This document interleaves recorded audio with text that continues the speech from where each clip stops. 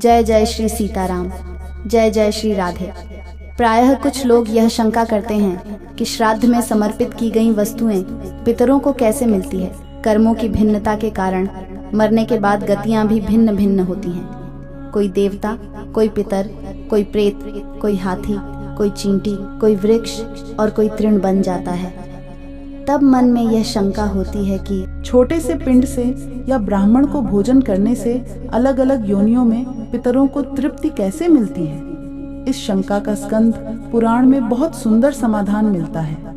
एक बार राजा करधम ने महायोगी महाकाल से पूछा, मनुष्यों द्वारा पितरों के लिए तो तर्पण या पिंडदान किया जाता है, तो वह जल, पिंड आदि तो यहीं रह जाता है, फिर पितरों के पास वे वस्तुएं कैसे पहुंचती हैं और कैसे पितरों को तृप्ति होती है।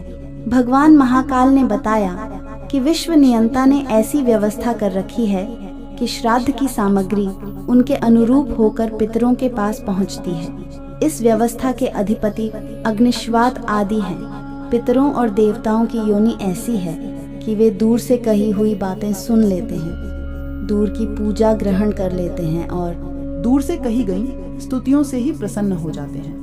वे भूत, भविष्य व वर्तमान सब जानते हैं और सभी जगह पहुंच सकते हैं। 5 तन्मात्राएं, मन, बुद्धि, अहंकार और प्रकृति, इन 9 तत्वों से उनका शरीर बना होता है और इसके भीतर 10वें तत्व के रूप में साक्षात भगवान पुरुषोत्तम उसमें निवास करते हैं। इसलिए देवता और पितर गंध व रस तत्व से तृप्त होते हैं, शब्द तत्व से तृप्त रहते हैं और स्पर्श तत्व को ग्रहण करते हैं। पवित्रता से ही वे प्रसन्न होते हैं और वे वर देते हैं। पितरों का आहार है अन्न जल का सार तत्व। जैसे मनुष्यों का आहार अन्न है, पशुओं का आहार तृण है, वैसे ही पितरों का आहार अन्न का सार तत्व है।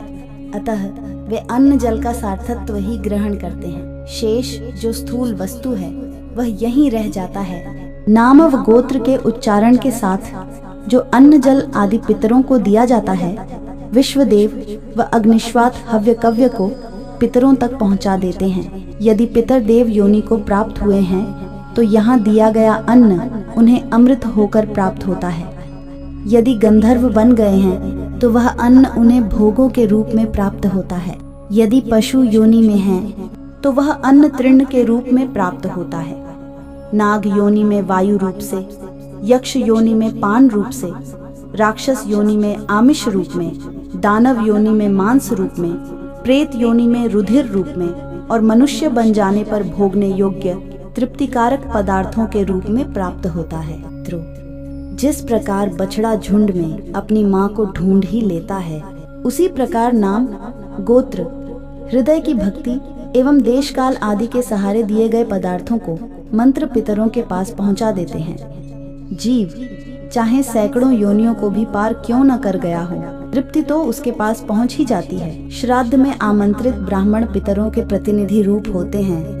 एक बार पुष्कर में श्री राम जी अपने पिता दशरथ जी का श्राद्ध कर रहे थे। राम जी जब ब्राह्मणों को भोजन कराने लगे तो सीता जी वृक्ष की ओट में खड़ी हो गईं। ब्राह्मण भोजन के बाद राम जी ने जब सीता जी से इसका कारण पूछा तो वे बोली, मैंने जो आश्चर्य देखा उसे मैं आपको बताती हूँ। आपने जब नाम गोत्र का उच्चारण कर अपने पिता दादा आदि का आवाहन किया तो वे यहाँ ब्राह्मणों के शरीर में छाया रूप में सटकर उपस्थित थे। ब्राह्मणों के शरीर में मुझे अपने श्वसुर आदि पितृगण दिखाई दिए। फिर भला मैं मर्यादा का उल्लंघन कर वहाँ कैसे खड़ी रहती, इसलिए मैं ओठ में हो गई। तुलसी से पिंडार्चन किए जाने पर पितरगण प्रलय पर्यंत तृप्त रहते हैं। तुलसी की गंध से प्रसन्न होकर गरुड़ पर आरूढ़ होकर विष्णु लोक चले जाते हैं। पितर प्रसन्न तो सभी देवता प्रसन्न। श्राद्ध से बढ़कर और कोई कल्याणकारी कार्य नहीं है और वंश वृद्धि के लिए पितरों की आराधना ही एकमात्र उपाय है।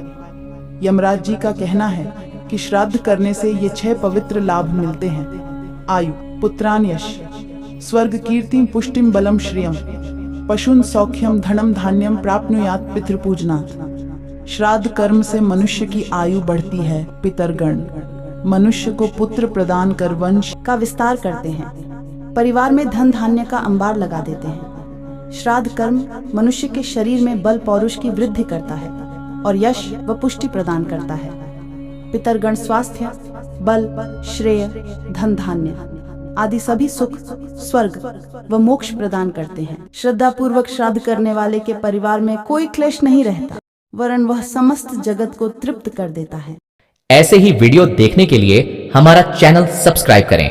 श्री कृष्णानंद व्यास जी महाराज, जय जय श्री राधे, जय जय श्री श्याम।